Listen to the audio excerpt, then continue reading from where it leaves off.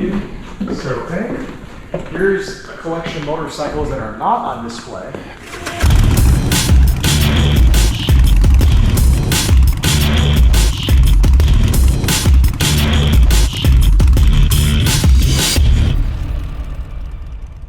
All right, so here's the challenge, if you're up for it. I'm up for it. We're gonna go through the museum. This is gonna be like a real quick and dirty, all the best stuff, 10 minutes. 10 minutes. You think you can do it? I can do it, but man, 10 minutes? You just spend like 10 hours. You could spend a lot of time in here, but if you guys come here to Milwaukee, definitely spend more time in here. But for the sake of a YouTube video, I wanted to challenge you to see, like, can you run us through this in 10 minutes? Is it doable? If we go over it, it's okay, but just as close as you can. We're gonna try. Ready, set? All right, hold on. Let me set my watch. 10 minutes, starting now. Let's go. Up the stairs. Two at a time. Two at a time. One thing I'm gonna point out real quick is, up these stairs, look at that shadow right there. Remember that special motorcycle right there, throwing a shadow on the wall. You want to introduce yourself, tour guide? Hey, I'm Paul James. I'm the PR manager for Harley-Davidson Motor Company. Here we go. Look at this. So I also forgot to say that we're here after hours, so the museum is closed. All right, we're gonna start off. Most of these motorcycles have never been owned by anybody. They were saved from the very beginning by the founders. Let's move to the most important motorcycle here. We're gonna start with Serial 1, oldest known Harley-Davidson motorcycle to exist. It's kind of a mystery. The theory is this was a mule. Prototype motorcycle that the founders built and then kept and iterated on. And we know for a fact that 001 is stamped inside the motorcycle a number of places. We found that when we were cleaning it. So the belief is this is the very first motorcycle that was ever built. Awesome. 1903. All right, so this one. Very important motorcycle. 1936, Yale. If you look at the lines on this motorcycle, they're there today. Yep. This is the grandfather of what people would call the modern Harley-Davidson cruiser motorcycle. Very important bike for Harley-Davidson, and really an important time in the company's history. Harley-Davidson has a long history at the military. This is the most important military motorcycle. This is the WLA. Harley-Davidson, unlike a lot of companies during the war, were able to continue building what they build, motorcycles, right? So we trained service technicians from the military, we trained riders, and we built all these motorcycles for the war effort. And it was not just for the United States, but other allies of the war. These bikes were used for scouting, for signaling, and for a number of field operations. And think of all the GIs who were exposed to motorcycling during the war, came back, and they wanted some excitement in their lives after the war, and they took up motorcycling because they learned to do it during the war. Awesome. A lot of these bikes became consumer motorcycles after the war. And that's, you know, where the term chopper came from. They chopped a lot of these parts off and they became customs. Awesome. It's a seminal motorcycle. It taught people around the world to ride, and it helped win the war for the Allies. That shadow that was cast in the wall, this is a replica motorcycle, but it's obviously one of the most famous motorcycles in US history. It's an Evel Knievel replica of an XR 750. So that was the shadow that was cast in the wall. Evel Knievel made a big impact in what's called mainstream pop culture for motorcycling. I grew up in that era and idolized the man, right? He was a legend and an amazing icon, I think, in motorcycling. Exposed a lot of young kids to motorcycles at an early age. 5:37 left. All right. Shoot, right here, this motorcycle looks like it's all put together. And then when you step to the side, you'll see that it's all pieces and parts. Oh, awesome. This is the engine room. So you can see all these different variants of Harley-Davidson engines, from singles to twins, from race motors to production motors, all the way, you know, basically from the very first V-twin and to the modern day Milwaukee 8. We're gonna see some more race motorcycles.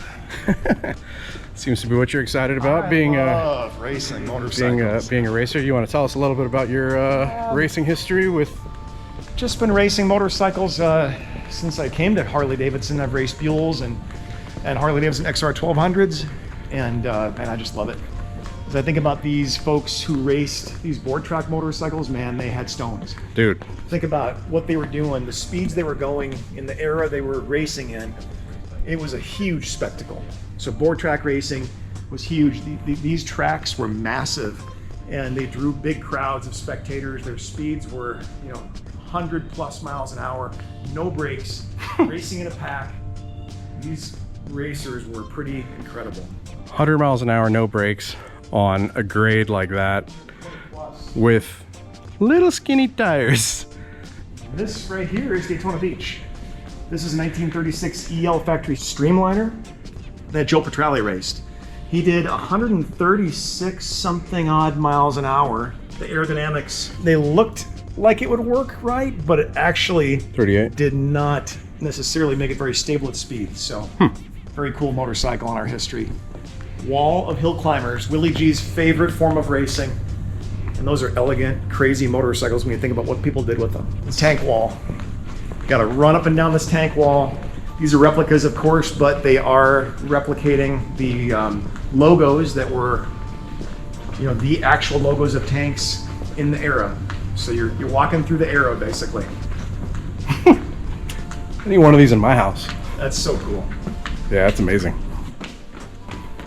Boots were the wrong tool for the job. We're into the 50s now. Prototype motorcycle was never built. Liquid-cooled V4. You'll see the FXRT style fairing and bags. It was developed for this motorcycle. Basically, the company was designing a modern V4. It would have predated Honda's V4, but didn't have the, let's call it, financial wherewithal to design and develop this motor and the Evo at the same time, and so they chose to go to the direction of the Evo. Very cool bike that never was, and yet kind of was with the bodywork. And also a liquid-cooled V-twin and a liquid-cooled V6. Oh my God. This motorcycle was owned by a customer in Japan.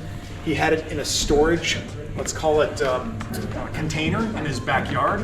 When the tsunami hit Japan, it actually washed into the ocean and floated across the ocean from Yamamoto, Japan, all the way to British Columbia, in a remote island called Graham Island, where it was discovered by a beachcomber. What? Who recognized right away what it was. He recognized the Japanese markings in the container, the license plate. He knew it had come from Japan. He didn't know how it had come from Japan. Contacted us. We contacted the local dealer.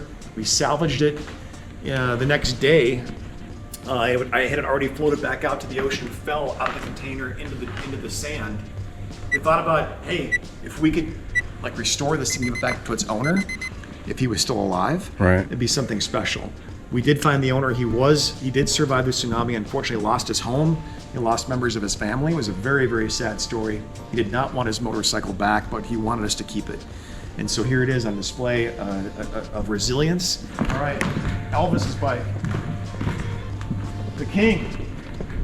Right when he was starting his career as a young artist. In fact, he lists his occupation on his insurance papers as vocalist, self-employed. His first Harley, 1956 KH. We've got a few Hollywood type bikes here. We have a replica of the Captain America bike from Easy Riders. Nice. And we have an actual Fat Boy from Terminator 2 that was used in the iconic, stunt scene where it jumps off.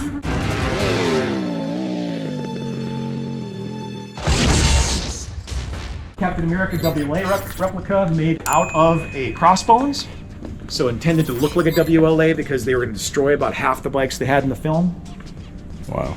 And some other wild customs that were made by regular people, including King Kong, 2-engine motorcycle. What in the heck? Maybe this guy named Felix, who I love this. It's questionable whether or not this man will develop into a real good mechanic. He thinks he's real good right now, but he's inclined to be lazy and let his lab partner do most of the work. That was one of his early grade report cards in mechanics school. That is something. King Kong, twin-engine 1941 Harley. XLCR, legendary motorcycle. Well ahead of its time. XR750, winningest race motorcycle in history. That's the first Buell with a Harley motor. The RR1000. A lot of people have never seen this before. MT-500, military motorcycle. Armstrong. V-Rod, of course. Stunning design. Buell Firebolt. And And we're gonna swing right into here, see Pan America quick. This is an Nice. off-road display. This display will change. Basically, it's a temporary exhibit. This one's about Harley-Davidson's history in off-road. It's all about Pan America, but also the bikes that predate it, including this Livewire, which had Pan America suspension. What? That Ewan McGregor rode on a long way up. Oh, no way.